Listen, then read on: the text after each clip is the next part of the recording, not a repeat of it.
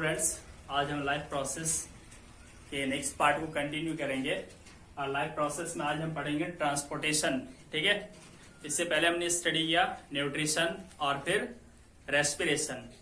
Nutrition में हमने ये सीखा था कि ऑर्गेनिजम्स जो होते हैं वो क्या करते हैं, अपने सराउंडिंग से या और किसी सोर्सेज से फूड लेते हैं और फिर उसका यूज एनर्जी ग्रोथ और रिपेयरिंग के लिए करते हैं।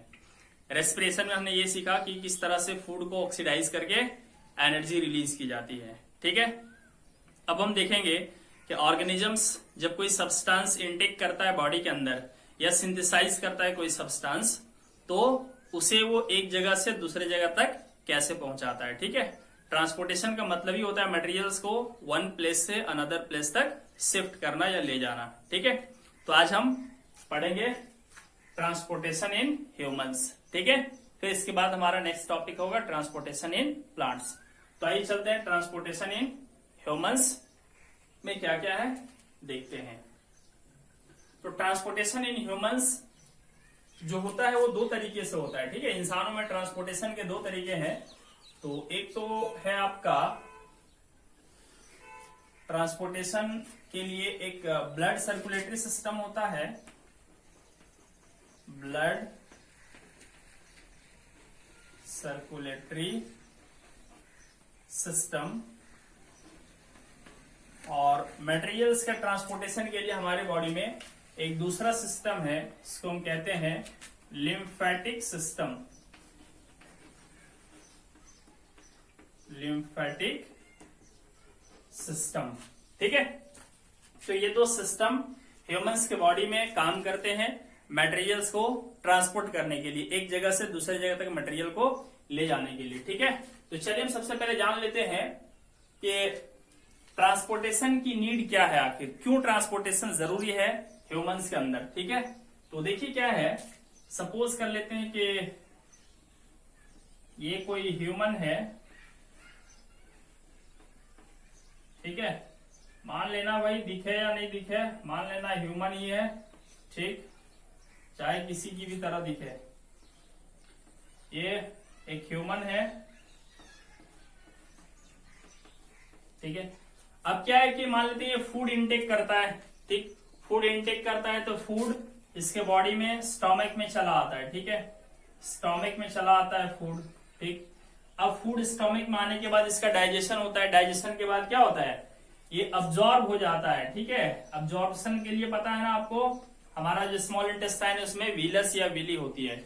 अब जब फूड अब्जॉर्ब हो जाता है, मान लेते हैं यहाँ पे अब्जॉर्ब हुआ, तो क्या फूड की जरूरत सिर्फ यही है? नहीं, इस फूड की जरूरत हमारे बॉडी के सभी सेल्स को होती है। ठीक, अब जब हमारे बॉडी के सभी सेल्स को इसकी नीड है तो भाई इसका ट्रांसपोर्ट होना जरूरी है। यानी यहाँ से फूड का हैंड के सेल्स में भी जाना है, हेड के भी सेल्स में जाना है, जो हमारा लेग्स है उसके सेल्स में भी जाना है। ठीक, इसी तरीके से हम जब रेस्पिरेशन के लिए ब्रीदिंग करते हैं, तो ब्रीदिंग करते हैं तो भाई ऑक्सीजन नोज से कहां पे आता है, हमारे लंग्स में आता है। ठीक, अब क्या ये जो ऑक्सीजन हमारे लंग्स में आता है, क्या ऑक्सीजन की जरूरत सिर्फ हमारे लंग्स को होती है? नहीं, इसकी नीड तो बॉडी के हर सेल को होती है। तो अब यहाँ पे जरूरत है कि जो ऑक्सीजन लंग्स तक पहुंचता है वो ऑक्सीजन बॉडी के हर पार्ट तक पहुंचे। ठीक है, तो ये नीड है ट्रांसपोर्टेशन की। जो मटेरियल्स बॉडी के एक पार्ट तक पहुंचता है उसकी जरूरत हमारे बॉडी के अदर पार्ट्स को भी होता है। तो एक पार्ट से अदर पार्ट्स तक मटेरियल्स को ले जाने के लिए जो प्रोसेस रिस्पॉन्सिबल है वो ट्रांसपोर्टेशन कहलाता है। ठीक, और ट्रांसपोर्टेशन भी एक लाइफ प्रोसेस है और इस चैप्टर में हमें 4 लाइफ प्रोसेसेस पढ़ने हैं। मैं एक बार फिर से रिपीट कर दूं, nutrition, respiration, transportation and excretion. हम पीछे के लेक्चर्स में स्टडी कर चुके हैं न्यूट्रिशन और रेस्पिरेशन को, अभी हम पढ़ेंगे ट्रांसपोर्टेशन।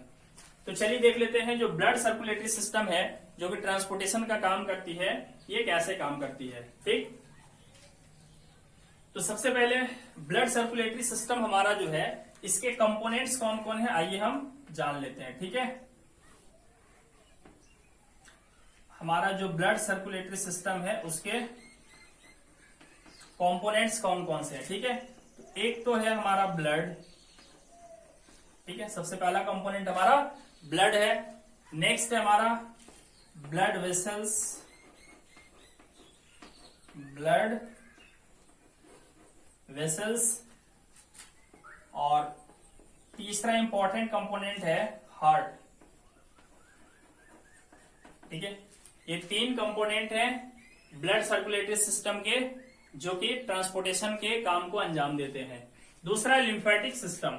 लिम्फेटिक सिस्टम में भी 2 चीजें होती है, एक होता है लिम्फ, दूसरा होता है लिम्फ वेसल्स। लिम्फ वेसल्स, ठीक है। तो लिम्फेटिक सिस्टम की स्टडी हम बाद में करेंगे, पहले हम स्टडी करेंगे ब्लड सर्कुलेटरी सिस्टम। तो ब्लड सर्कुलेटरी सिस्टम के अंदर जो कंपोनेंट्स हैं उसमें से पहला है ब्लड। तो आइए हम सबसे पहले बात करते हैं ब्लड की। ठीक है, ब्लड क्या होता है, इसके क्या क्या फंक्शंस हैं।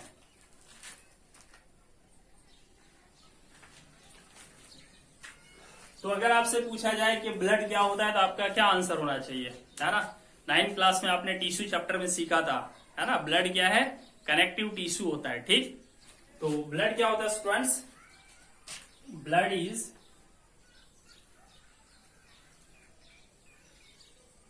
It is connective tissue. It is connective tissue which transports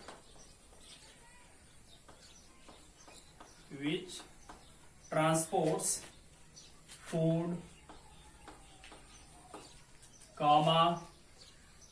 carbon dioxide gas, oxygen, metabolic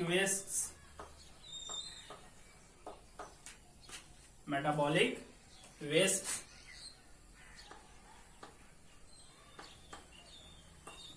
hormones, salts, etc। ठीक है, ये कुछ चीजें हैं जिसको ट्रांसपोर्ट करती है कौन, ब्लड। ठीक है, अब ब्लड भी कुछ चीजों से मिलके बना हुआ है। ठीक है, तो आइए हम जान लेते हैं कि ब्लड किस किस चीज से बना हुआ है। ठीक है, तो नेक्स्ट हम जान लेते हैं components of blood. Components of blood, ठीक है। स्टूडेंट्स, ब्लड में 4 चीजें होती है। ठीक है, एक होता है रेड ब्लड सेल्स, इसको शॉर्ट में आरबीसीज कहा जाता है। ठीक है, ब्लड का दूसरा इंपॉर्टेंट कंपोनेंट है व्हाइट ब्लड सेल्स, इसको हम लोग WBCs कहते हैं। इसके अलावा ब्लड का एक और इंपॉर्टेंट कंपोनेंट है प्लाज्मा। ठीक है, और नेक्स्ट है प्लेटलेट्स। ठीक है, तो ये कंपोनेंट्स ऑफ ब्लड है, ये कंपोनेंट्स ऑफ ब्लड हैं। ठीक है, ब्लड जो है वो इन्हीं 4 चीजों से मिलके बना हुआ होता है। ठीक, अब ये जो आरबीसीज होता है, रेड ब्लड सेल्स, है ना स्टूडेंट्स, इसमें एक पिगमेंट पाया जाता है haemoglobin.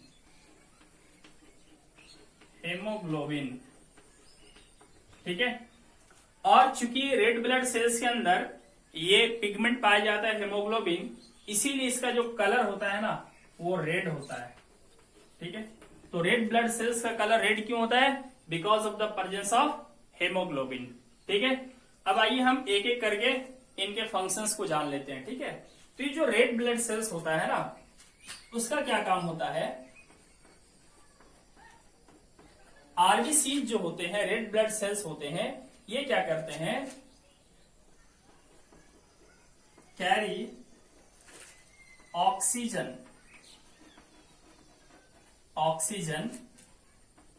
with it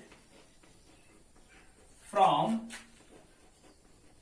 lungs to all the other cells of the body।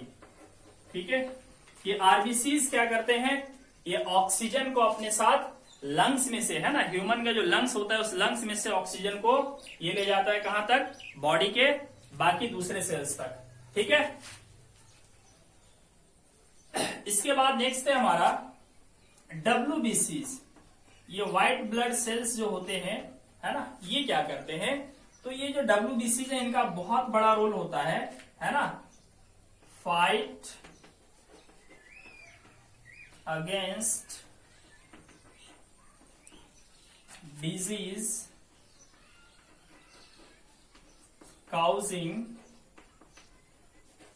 Microbes, disease causing microbes, बीमारी पैदा करने वाले जो माइक्रोब्स होते हैं ना, उससे ये फाइट करता है, यानी कि उससे हमारे बॉडी को प्रोटेक्ट करता है। ठीक है, डिजीज काउजिंग माइक्रोब्स को हम पैथोजेंस भी कहते हैं। ठीक है, तो पैथोजन से हमारे बॉडी को प्रोटेक्शन कौन देता है, तो ये डब्ल्यूबीसीज है ना। कोई भी इंफेक्शियस डिजीज या कोई भी कम्युनिकेबल डिजीज अगर हमारे बॉडी में होती है और हमारे बॉडी के अंदर अगर उसका नेगेटिव इफेक्ट होने लगता है, तो डब्ल्यूबीसीज जो है एक्टिव हो जाते हैं और ये डिजीज काउजिंग माइक्रोब्स को, बीमारी पैदा करने वाले जो माइक्रोब्स होते हैं ना, उसको ये किल करना स्टार्ट कर देता है। ठीक है, इसे सोल्जर्स ऑफ द बॉडी भी कहा जाता है डब्ल्यूबीसीज को। ठीक है, क्यों सोल्जर्स ऑफ द बॉडीज कहा जाता है, क्योंकि जो फॉरेन मटेरियल्स होता है और जो हार्मफुल माइक्रोब्स होता है उससे ये लड़ता है डब्ल्यूबीसीज। ठीक है, नेक्स्ट हमारा है डब्ल्यूबीसीज के बाद प्लाज्मा। ठीक है, देखिए प्लाज्मा क्या करता है, ऑक्सीजन के अलावा, ठीक है, देखिए आरबीसीज कौन सा चीज को कैरी करता है, ऑक्सीजन को। ऑक्सीजन के अलावा हमारे बॉडी में बहुत सारी चीजों का ट्रांसपोर्ट होना होता है, जैसे कि आपका फूड का ट्रांसपोर्ट हो गया, है ना, कार्बन डाइऑक्साइड का ट्रांसपोर्ट हो गया, मेटाबॉलिक वेस्ट का ट्रांसपोर्ट हो गया, हार्मोन्स का ट्रांसपोर्ट हो गया, साल्ट्स का ट्रांसपोर्ट हो गया। इन सारे चीजों का ट्रांसपोर्टेशन कौन करता है, प्लाज्मा करता है। ठीक है, तो प्लाज्मा क्या करता है, इट ट्रांसपोर्ट्स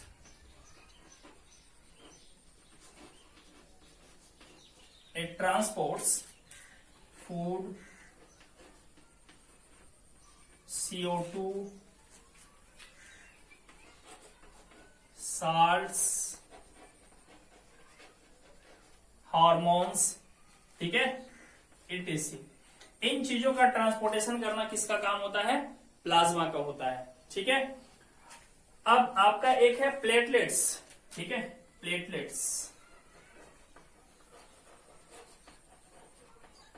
ठीक है स्टूडेंट्स, प्लेटलेट्स क्या होता है, जब कभी हमारा बॉडी का कोई पार्ट इंजर्ड हो जाता है, वुंडेड हो जाता है, ठीक है, जैसे कहीं पे कट गया, ठीक है, या छिल गया, तो वहां पे हम लोग क्या देखते हैं, थोड़ी देर बाद, है ना, ब्लड की क्लॉटिंग होने लगती है, ब्लड क्लॉट होने लगता है। ठीक है, यानी कि जो हमारा ब्लड होता है ना, वो जमने लगता है।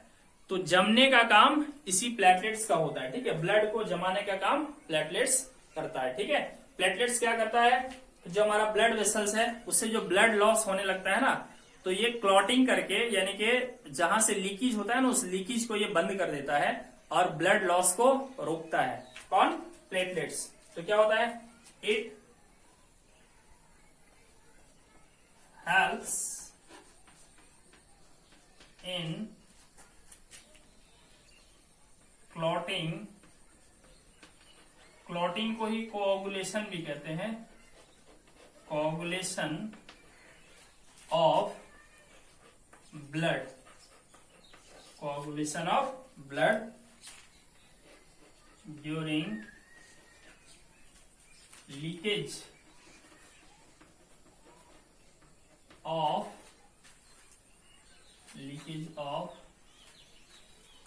Blood vessel, blood vessels. ठीक है, जब हमारा ब्लड वेसल्स में कहीं लीकेज आ जाता है, ठीक है, तो ब्लड के क्लॉटिंग में प्लेटलेट्स का बहुत बड़ा रोल होता है। ठीक है, और क्लॉटिंग करके ये क्या करता है, ब्लड का जो फ्लो होता है ब्लड का जो लॉस होता है उस लॉस को ये रोक देता है। ठीक है, इस तरह से हम ब्लड के कंपोनेंट्स के फंक्शंस को यहाँ पे देख चुके हैं। ठीक है, आइए अब हम इससे आगे डिस्कस करते हैं। स्टूडेंट्स, आगे बढ़ने से पहले एक दो बातें और मैं आपको यहाँ बता दूं जो अक्सर एग्जाम्स में पूछा जाता है। ठीक है, ये जो रेड ब्लड सेल्स होते हैं ना ह्यूमंस के अंदर, इनका एक फिक्स पीरियड होता है, उतने ही दिन तक ये इनका लाइफ होता है। ठीक है, तो आरबीसीज का जो लाइफ होता है ना वो 120 डेज होता है, यानी 120 दिन के अंदर इस सेल की डेथ हो जाती है, इसके जगह पे नए सेल्स बनते हैं। ठीक है, हमारा जो बोन मैरो होता है, बोन मैरो में रेड ब्लड सेल्स बनते रहते हैं। ठीक है, और जिनका एज 120 डेज हो चुका होता है वो सेल्स डेड होते रहते हैं। ठीक है, उसके बाद कभी कभी पूछा जाता है कि प्लाज्मा जो होता है ना खुद, इसमें 90 से लेकर 92% तक वाटर होता है। ठीक है, प्लाज्मा जो बना होता है इसमें 90 से लेकर 92% तक वाटर होता है। ठीक, तो ये कभी कभी ऑब्जेक्टिव क्वेश्चंस पूछे जाते हैं, आपको पता होना चाहिए। ठीक है, चलिए स्टूडेंट्स, अब हम बात करते हैं जो ब्लड सर्कुलेटरी सिस्टम है उसके अनदर इंपॉर्टेंट कंपोनेंट की, जो कि है हमारा ब्लड वेसल्स। ठीक है,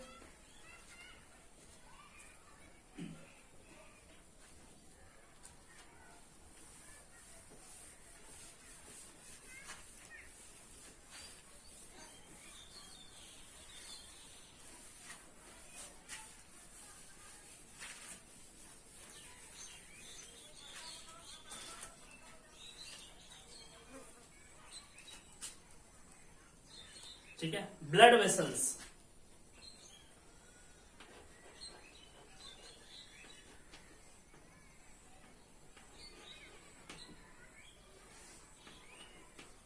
ये ब्लड वेसल्स क्या होता है? ठीक है, देखिए क्या है, जब हम किसी पंप को ऑपरेट करते हैं ना, तो पंप के अंदर वाटर फ्लो होता है। ठीक, तो वाटर फ्लो होने के लिए है ना, वाटर को क्या चाहिए, एक ट्यूब चाहिए, पाइप लाइक स्ट्रक्चर चाहिए। ठीक है, जैसे ये कोई मान लेते हैं एक पंप है। ठीक, तो ये पंप क्या करता है, एक ट्यूब के जरिए, है ना, ट्यूब के जरिए फ्लूइड को या लिक्विड को अपनी तरफ खींचता है। ठीक, तो ये जो फ्लूइड जिस पाइप के अंदर फ्लो हो रहा है, ठीक है, जिस पाइप के अंदर फ्लो हो रहा है उसको हम वेसल कह सकते हैं। ठीक है, तो ऐसे ही हमारा जो बॉडी है ना, हमारे बॉडी के अंदर जो ब्लड फ्लो करता है, ठीक है, हमारे बॉडी के अंदर जो ब्लड फ्लो करता है, ठीक है, ये जो ब्लड है जिस पाइप के अंदर, जिस ट्यूब्यूलर स्ट्रक्चर के अंदर फ्लो करता है ब्लड, है ना, उस ट्यूब्यूलर स्ट्रक्चर को हम क्या कहते हैं भाई, ब्लड वेसल्स कहते हैं। तो ब्लड वेसल्स क्या होता है, पाइप लाइक स्ट्रक्चर होता है जिसके अंदर ब्लड फ्लो होता है। ठीक है, तो ब्लड वेसल्स क्या होता है, ब्लड वेसल्स आर या दीज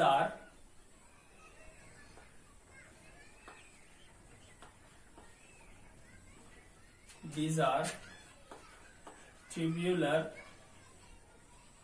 structures through which, या थ्रू के बजाय in which blood flows। ठीक है, ये वो स्ट्रक्चर्स हैं जिससे कि ब्लड फ्लो होता है। ठीक है, blood flows in our body. ठीक है, हमारे बॉडी में ब्लड जिस ट्यूबुलर स्ट्रक्चर से फ्लो होता है उसे हम क्या कहते हैं, ब्लड वेसल्स। ठीक है, अब ब्लड वेसल्स ना 3 टाइप का होता है स्टूडेंट्स। ठीक है, ब्लड वेसल्स 3 टाइप का होता है। एक होता है आर्टरी, ठीक है, आर्टरी होता है। ठीक, दूसरा होता है वेन्स होता है, और तीसरा होता है स्टूडेंट्स कैपिलरीज। ठीक है, तो आइए हम एक एक करके इन तीनों के बारे में जानते हैं। तो आर्टरी क्या होता है? ठीक है, तो आर्टरी देखिए क्या होता है स्टूडेंट्स, ह्यूमन हार्ट जो है, ह्यूमन का जो हार्ट है, उस हार्ट में से ब्लड को दूसरे ऑर्गन तक ले जाने वाले वेसल्स जो होते हैं उसे हम आर्टरी कहते हैं। ठीक है, तो आर्टरीज क्या होता है, अगर हम इसका प्लूरल फॉर्म लिखना चाहें तो हो जाएगा आर्टरीज। तो आर्टरीज क्या होता है? These are the blood vessels, these are the blood vessels which carry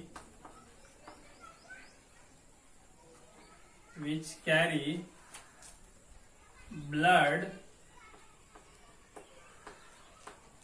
away from the heart. ठीक है, हार्ट से ब्लड को दूर ले जाने वाले ब्लड वेसल्स को हम क्या कहते हैं? आर्टरीज कहते हैं। ठीक है, अच्छा, अब हम लोग आगे सीखेंगे जब हार्ट का फंक्शन देखेंगे उस समय कि आर्टरीज में क्या होता है ना, ब्लड बहुत ज्यादा प्रेशर से फ्लो होता है, बहुत हाई प्रेशर से फ्लो होता है, इसीलिए आर्टरीज का जो वॉल होता है ना वो थोड़ा सा थिक होता है। ठीक है, तो लिखेंगे आर्टरीज आर थिक वॉल्ड। इनका जो वॉल होता है ना वो थिक होता है। ठीक है, arteries are thick walled and have no walls.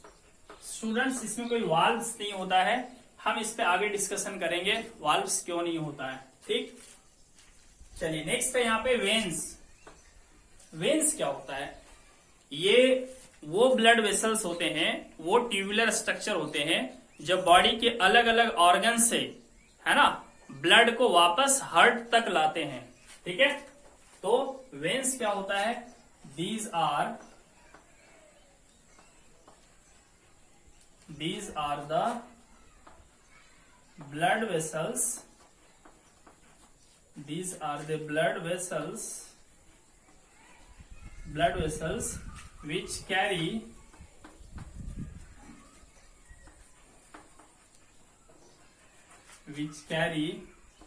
blood from different organs या different parts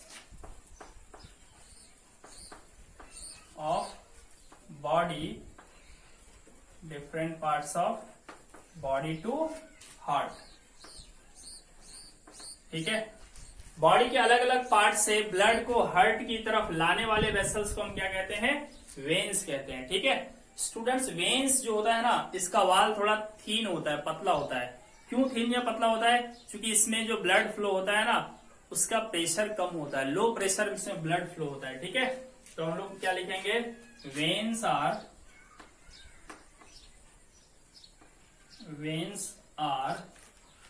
थीन वॉल्ड। ठीक है, ये पतले वाल वाले होते हैं। ठीक है, एंड हैव वॉल्व्स, और इसमें ना स्टूडेंट्स वाल्व्स लगे होते हैं। ठीक, वाल्व्स लगे होते हैं। ये वाल्व इसलिए लगे होते हैं ताकि ब्लड यूनिडायरेक्शनल फ्लो करे, यानी कि एक सिंगल डायरेक्शन में फ्लो करे, यानी आगे चल रहा हो तो आगे ही चले, पीछे की तरफ वो ना वापस ना घूम जाए, वापस पीछे की तरफ ना मुड़ जाए, इसलिए उसमें वाल्व्स लगे होते हैं। हम इसका जब डायग्राम में स्टडी करेंगे तो डिटेल से समझेंगे। ठीक है, चलिए इसके बाद हम जान लेते हैं थोड़ा सा कैपिलरीज क्या होता है। ठीक है, तो capillaries students, these are very thin blood vessels। ये बहुत ही पतला पतला ब्लड वेसल्स होता है। ठीक है, these are very thin blood vessels which connect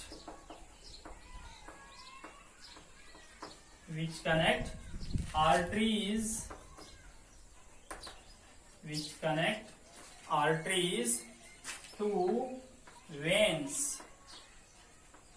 arteries को वेन्स से कनेक्ट करने वाले बहुत पतले पतले ब्लड वेसल्स को हम क्या कहते हैं?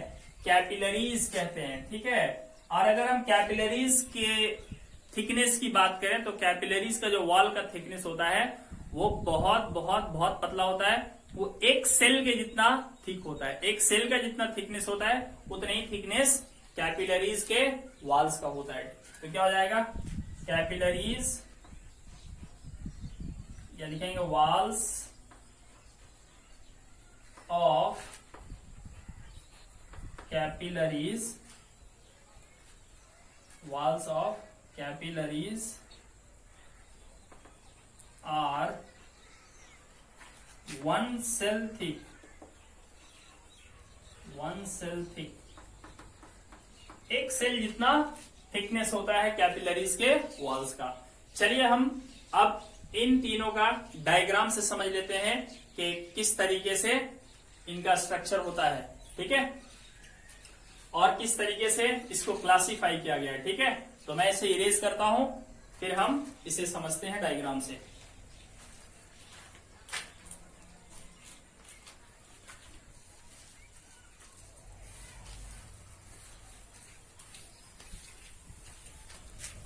ठीक है, आर्टरीज, वेन्स और कैपिलरीज क्या होता है।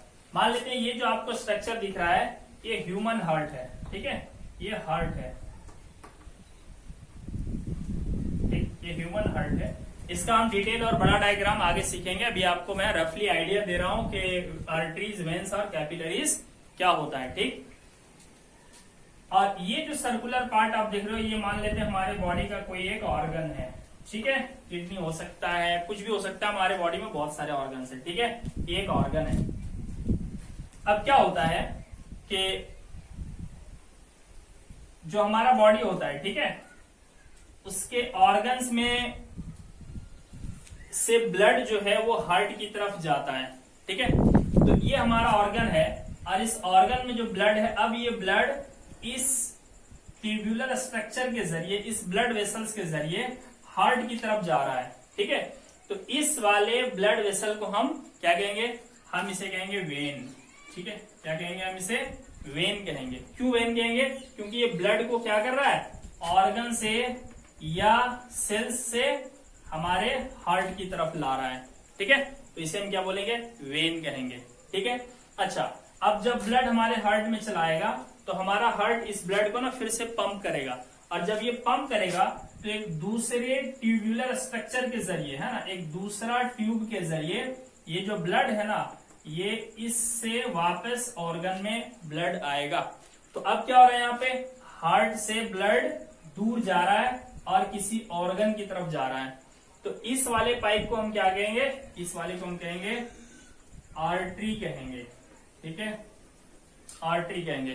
तो आर्टरी वो ब्लड वेसल होता है जो हार्ट में से ब्लड को बॉडी के किसी दूसरे सेल या दूसरे पार्ट या दूसरे ऑर्गन तक ले जाता हो।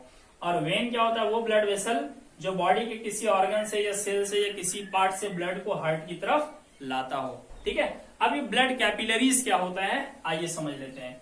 देखिए क्या है कि ये जो आर्टरी है ना, जो कि ब्लड हार्ट से ला रहा है, तो अब इस ब्लड का नीड सिर्फ इस ऑर्गन को नहीं बल्कि इस ऑर्गन के हर सेल को होना चाहिए, ठीक है, सबको नीड होती है। तो देखिए क्या होता है, ये जो आर्टरी है ना, ये जो आर्टरी है ये आगे आकर के एकदम बिल्कुल पतले पतले ब्रांच में बढ़ जाता है। देखिए एक ब्रांच ऐसे चला गया, इस वाले सेल से इस वाले सेल को टच करते हुए चला आया, ठीक। तो ये जो पतला वाला सेल, ये जो पतला वाला वेसल है, बहुत पतला वाला, इसे हम बोलेंगे कैपिलरी। फिर यहां से ये आर्टरी का एक और ब्रांच निकलेगा, ये दूसरा ब्रांच क्या है, इस सेल से कनेक्टेड रहेगा, ठीक है, इस सेल से कनेक्टेड रहेगा। फिर यहां से एक ब्रांच निकलेगा, ठीक है, ये वाला ब्रांच जो है वो तीसरे वाले सेल से कनेक्टेड रहेंगे। इस तरह से आर्टरी जो होता है वो बहुत पतले पतले सेल्स में बहुत पतले पतले वेसल्स में डिवाइड हो जाता है, ठीक है।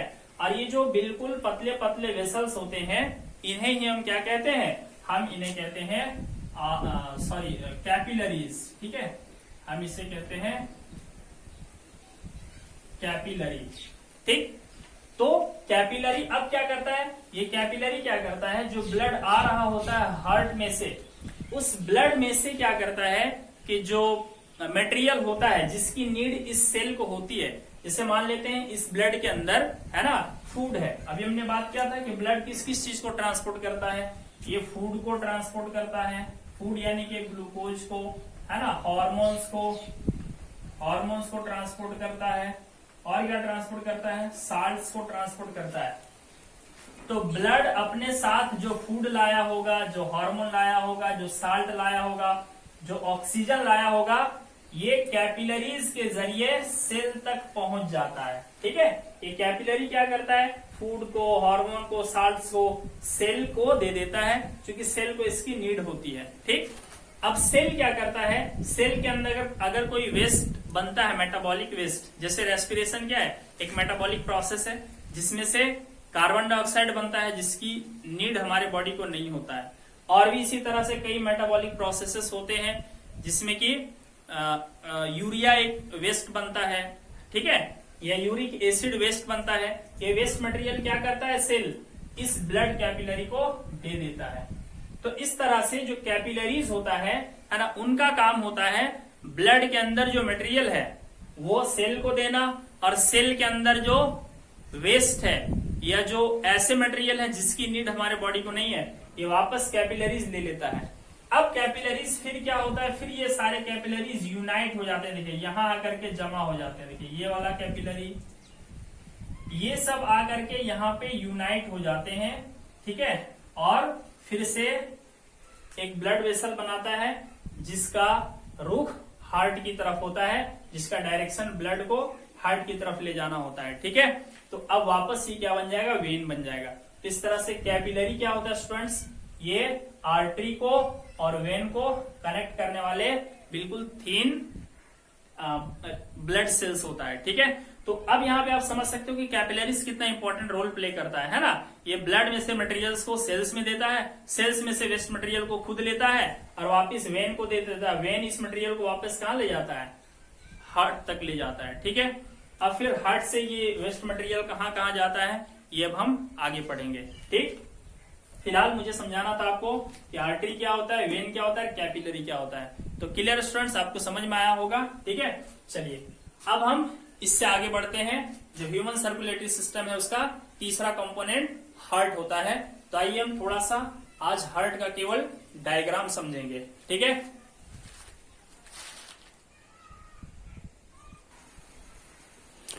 तो स्टूडेंट्स अब ब्लड सर्कुलेटरी सिस्टम जो है उसका तीसरा इंपॉर्टेंट कंपोनेंट हार्ट है ना। इससे पहले हमने किसी किसी बारे में स्टडी किया, ब्लड के बारे में स्टडी किया, नेक्स्ट हमने ब्लड वेसल्स के बारे में स्टडी किया। अब हम थोड़ा सा यहाँ पे स्टडी करेंगे हार्ट के बारे में। ठीक है, तो यहाँ पर आपको जो डायग्राम दिखाया गया है ये एक ह्यूमन हार्ट है। ठीक है, तो स्टूडेंट्स ह्यूमन हार्ट जो है ना ये 4 चैम्बर वाला हार्ट होता है। ठीक है, इस तरीके से देखिए 4 चैम्बर्ड हार्ट, ये 4 चैम्बर इसमें होते हैं। ठीक है, 1 2 3 4। तो ये मैंने आपको सिंपल डायग्राम दिखाया। अब देखिए यहाँ पे ये जो 4 चैम्बर्स है ना वो ये वाला देखिए, एक तो ये वाला चैम्बर है, दूसरा ये वाला चैम्बर है, तीसरा ये वाला चैम्बर है, चौथा ये वाला चैम्बर है। ठीक है, तो ह्यूमन हार्ट जो होता है वो 4 चैम्बर्ड होता है। ठीक है, और ये बिल्कुल पंप होता है हमारे बॉडी का, है ना। हमारे बॉडी में ब्लड को सेंड करने वाला पंप है। जिस तरह से कुआं में से अगर पानी खींचना हो तो हम इलेक्ट्रिक मोटर का यूज करते हैं, है ना, इलेक्ट्रिक मोटर का यूज करते हैं या पंप का यूज करते हैं। तो पंप क्या करता है, एक तरफ से वाटर को खींचता है, दूसरी तरफ भेजता है। बिल्कुल वही पंप का फंक्शन यहाँ पे कौन करता है, हार्ट करता है। तो अगर हम हार्ट की बात करें तो क्या है, it is pump of blood circulatory system. It is pump of blood circulatory system. ठीक है, इसके 4 चैम्बर्स होते हैं स्टूडेंट्स। ठीक है, it is divided into 4 chambers. ठीक है, अब ये जो 4 चैम्बर्स है ना, ऊपर वाले जो चैम्बर्स हैं, है ना, उसे हम कहते हैं एट्रियम, और नीचे वाले चैम्बर्स को हम कहते हैं वेंट्रिकल। ठीक है, तो अगर मैं इस तरह से खड़ा हो जाऊं तो ये मेरा क्या होगा, लेफ्ट साइड हो गया, और ये हमारा क्या हो गया, राइट साइड हो गया। ठीक है, तो तो ये जो ऊपर वाला है ना, ये कहलाएगा आपका, ये साइड देखिए लेफ्ट हो जाएगा, ये कहलाएगा लेफ्ट एट्रियम, लेफ्ट एट्रियम, ठीक है। और ये नीचे वाला चैम्बर है ना, इसे हम लोग बोलते हैं लेफ्ट वेंट्रिकल। लेफ्ट, ये डायग्राम हटा देता हूं मैं, लेफ्ट वेंट्रिकल, ठीक है, ये लेफ्ट वेंट्रिकल है। अब ये साइड वाला जो है ये हो जाएगा आपका राइट एट्रियम, राइट एट्रियम, ठीक। और ये जो नीचे वाला चैम्बर है राइट साइड में, ये कहलाएगा आपका राइट वेंट्रिकल, ठीक है। इस तरह से चारों चैम्बर्स का नाम लिखा जाता है, ठीक है। ऊपर वाले दो चैम्बर को हम एट्रियम कहते हैं और नीचे वाले दो चैम्बर्स को क्या कहते हैं, वेंट्रिकल कहते हैं, ठीक है। ये 4 चैम्बर होता है। अब क्या है ना कि ऊपर वाला चैम्बर नीचे वाले चैम्बर से एक वाल्व के जरिए कनेक्टेड होता है। देखिए यहाँ पर एक वाल्व होता है, ठीक है। वाल्व क्या होता है, देखो स्टूडेंट्स, आपने सुना होगा जब मोटर पंप होता है ना, उसके नीचे वाल्व लगा होता है, फुट वाल्व कहते हैं उसको हम लोग। वाल्व का काम होता है कि एक ही डायरेक्शन में मटेरियल को जाने देना, ठीक है। जैसे आपके जो साइकिल होता है ना, तो साइकिल के अंदर भी वाल्व होता है, और जब हम उसमें एयर फिल करते हैं ना, तो क्या होता है, बाहर से एयर ट्यूब के अंदर तो चला जाता है, लेकिन ट्यूब से बाहर नहीं निकल पाता है ना। तो वाल्व का यही काम होता है कि एक डायरेक्शन में मटेरियल को फ्लो होने देना है, बट दूसरे डायरेक्शन में फ्लो नहीं होने देना है। फुटबॉल के अंदर देख लीजिए, है ना, जो फुटबॉल होता है हमारा, तो फुटबॉल में भी क्या होता है, यहाँ पे वाल्व लगा होता है स्टूडेंट्स, देखिए इस तरीके का वाल्व लगा होता है, ठीक है। और इसकी बनावट कुछ इस तरह से होती है कि बीच में एक होल होता है छोटा सा, ठीक है। जब हम एयर भरते हैं उसमें, तो वो होल क्या हो जाता है, ब्रॉड हो जाता है, खुल जाता है, और एयर अंदर चला जाता है। जैसे एयर अंदर चला गया, ये वापस बंद हो जाता है, ठीक है। इसी तरह का यहाँ पे एक वाल्व होता है ना। यहाँ पर ये जो आप देख रहे हो, ये इस शेप का चीज, ये वाल्व है, ठीक है। वाल्व से कनेक्टेड होता है लेफ्ट एट्रियम और लेफ्ट वेंट्रिकल। इसी तरह यहाँ भी एक वाल्व है, देखिए, तो राइट एट्रियम राइट वेंट्रिकल से यहाँ भी वाल्व से कनेक्टेड होता है, ठीक है। अच्छा, लेफ्ट एट्रियम की तरफ देखिए एक ब्लड वेसल है ना, ये एक ब्लड वेसल है जो कि ब्लड को इधर लाता है, ठीक है। ब्लड इसमें से एंट्री मारता है लेफ्ट एट्रियम में, तो जिस ब्लड वेसल से लेफ्ट एट्रियम में ब्लड आता है ना, इसे हम बोलते हैं पुल्मोनरी, क्या कहेंगे, आर्टरी कहेंगे कि वेन कहेंगे। देखिए ब्लड ये ला रहा है ना हार्ट की तरफ, तो हम इसे वेन नाम देंगे, ठीक है। पुल्मोनरी वेन कहते हैं इसको हम लोग, ठीक है। ये पुल्मोनरी वेन है जो कि लेफ्ट एट्रियम से कनेक्टेड होता है, फिर वाल्व के जरिए लेफ्ट वेंट्रिकल से कनेक्टेड होता है। अब लेफ्ट वेंट्रिकल से ना फिर से देखिए एक पाइप निकलता है, देखिए इस तरह का ट्यूबुलर स्ट्रक्चर, ठीक है। ये जो है, ये देखिए क्या है, ये ब्लड को हार्ट में से दूर ले जाता है, तो ये आर्टरी होता है, बट इसका एक स्पेशल नाम दिया गया है, ठीक है। इसको एओर्टा कहते हैं हम लोग, ठीक है, एओर्टा। ये आपका मेन आर्टरी है, मेन आर्टरी, ठीक, ये मेन आर्टरी है, इसको हम लोग एओर्टा भी कहते हैं, ठीक है। जो कि किससे कनेक्टेड होता है, लेफ्ट वेंट्रिकल से। यहां से ब्लड जो है इसके जरिए बाहर निकलता है, ठीक।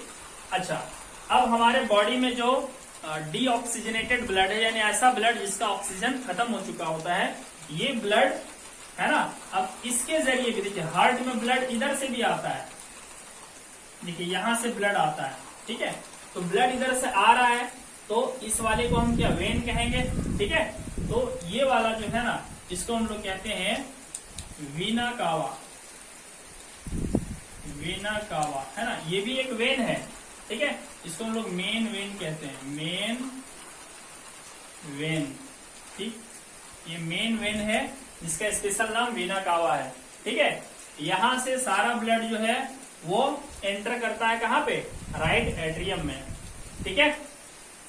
और देखिए ये नीचे है, ये वाला वेन आप देख रहे हो नीचे है, और ये वाला वेन ऊपर है। तो नीचे वाले वेना कावा को ना इन्फेरियर वेना कावा कहा जाता है, ठीक है, इन्फेरियर। इंफेरियर वेना कावा कहा जाता है इसको, ठीक है। ये हमारे बॉडी के नीचे वाले पार्ट से ब्लड को लाने वाला वेन है, ठीक है। कौन? Inferior vena cava. और ये देखिए, ये जो ऊपर से आ रहा है ना, ये भी आपका वेना कावा ही है, वेना कावा, ठीक। और ये भी ब्लड को लाता है हार्ट की तरफ, तो चूंकि हार्ट की तरफ लाता है तो इसे भी हम वेन ही कहेंगे, तो ये भी आपका मेन वेन ही कहलाता है। इस तरीके से दो मेन वेन होते हैं, एक ऊपर से एंटर करता है ब्लड को लेकर के, एक नीचे से एंटर करता है ब्लड को लेकर के, ठीक है। तो ऊपर से जो ब्लड को लेकर के एंटर करता है इसे हम लोग बोलते हैं superior, superior, superior vena cava, ठीक है। ये आपका सुपेरियर वेना कावा है और ये आपका इंफेरियर वेना कावा होता है, ठीक है।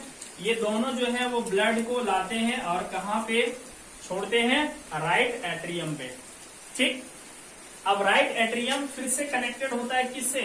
वाल्व के जरिए से, किसके साथ? राइट वेंट्रिकल के साथ। अब यहां से ब्लड जो है वो यहां आता है, ठीक है।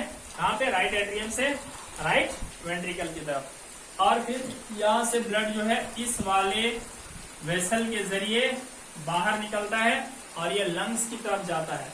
तो ये वाला है ना, जो कि ब्लड को लंग्स की तरफ ले जाता है, क्योंकि ये ब्लड ले जा रहा है, इसे हम क्या बोलेंगे? क्योंकि ये ब्लड ले जा रहा है, इसे हम कहेंगे स्टूडेंट्स आर्टरी, ठीक है। और इसे हम पुल्मोनरी आर्टरी कहते हैं, पुल्मोनरी आर्टरी कहते हैं, ठीक है स्टूडेंट्स। तो ये जो है ये हार्ट के डिफरेंट पार्ट्स हैं, जिसका अभी हमें सिर्फ नाम जानना है। हम इसका वर्किंग और फंक्शन कल अगले वीडियो में हम डिटेल से डिस्कस करेंगे, ठीक है। इसके अलावा स्टूडेंट्स यहाँ पे देखिए, ये जो एक वाल है, देख रहे हो, ये एक थिक वाल है, थिक वाल, बहुत ही मोटा वाल है, जो कि इस साइड वाले चैम्बर्स को इस साइड वाले चैम्बर से सेपरेट करता है, और इसे हम कहते हैं सेप्टम, ठीक है स्टूडेंट्स, इसे हम कहते हैं सेप्टम, ठीक है। अच्छा, इसके किनारे देखिए एकदम बाहर एक बहुत पतला मेम्ब्रेन होता है, देखिए इसके बाहर बहुत पतला मेम्ब्रेन होता है, जो पूरे हार्ट को कवर करता है ना, पूरे हार्ट को ढक के रखता है और प्रोटेक्शन प्रोवाइड करता है। इस आउटर मेम्ब्रेन को हम कहते हैं पेरिकार्डियम, पेरिकार्डियम कहते हैं हम लोग, ठीक है। बहुत ही पतला मेम्ब्रेन होता है जो हार्ट को प्रोटेक्शन प्रोवाइड करता है, ठीक है, पेरिकार्डियम, ठीक। और ये जो हमारा पूरा हार्ट है ना स्टूडेंट्स, एक स्पेशल टाइप के मसल से बना होता है, इसे हम कहते हैं कार्डियक मसल, कार्डियक मसल, ठीक है। कार्डियक मसल से हमारा पूरा हार्ट बना होता है, ठीक है। तो इस डायग्राम से आज आप सिर्फ इनके डिफरेंट पार्ट्स का नाम याद कर लीजिए बढ़िया से, ठीक है। फिर इसके वर्किंग को हम नेक्स्ट वीडियो में डिटेल से एक्सप्लेन करेंगे। तो ये थोड़ा सा हम इसको यहाँ पे नोट कर लेते हैं, ठीक है।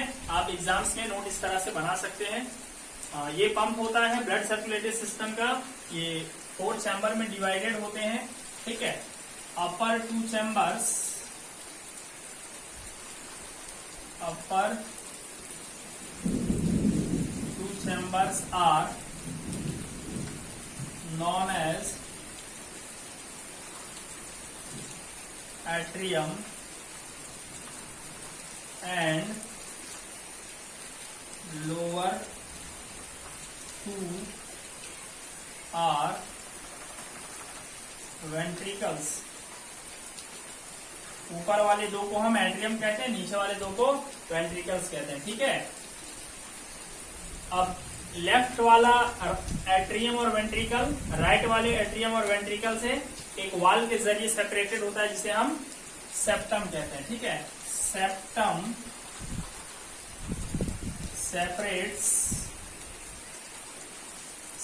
Separates left atrium and left ventricle from right chambers, right chamber से सेपरेट करता है, ठीक है। अब ये जो आप देख रहे हो वेना कावा, ये वेना कावा क्या करता है? पूरे बॉडी में से ब्लड को राइट आर्टरियम में लाके छोड़ देता है, ठीक है। क्या होता है, वेना कावा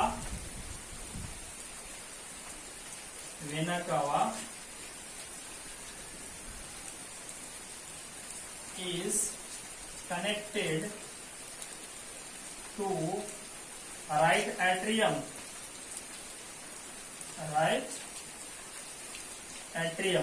ठीक है। एंड ये जो पुल्मोनरी आर्टरी है, and pulmonary artery to right ventricle, ठीक है। इसी तरह से ये जो मेन आर्टरी है ये कनेक्टेड होता है किससे, लेफ्ट वेंट्रिकल से, और पुल्मोनरी वेन कनेक्टेड होता है लेफ्ट एट्रियम से। पुल्मोनरी वेन इज कनेक्टेड टू, चलिए लेफ्ट एट्रियम को मैं शॉर्ट में LA लिख देता हूं, ठीक है। Left atrium and main artery जिसको एओर्टा भी कहते हैं, aorta is connected to left ventricle, ठीक है। तो स्टूडेंट्स ये हमारे हार्ट का डिस्क्रिप्शन हो गया, ठीक है। तो आज के क्लास में इतना ही, हम इसके वर्किंग और फंक्शंस को कल डिटेल से समझेंगे। तो तब तक के लिए आप देखते रहिए और सीखते रहिए। Thank you.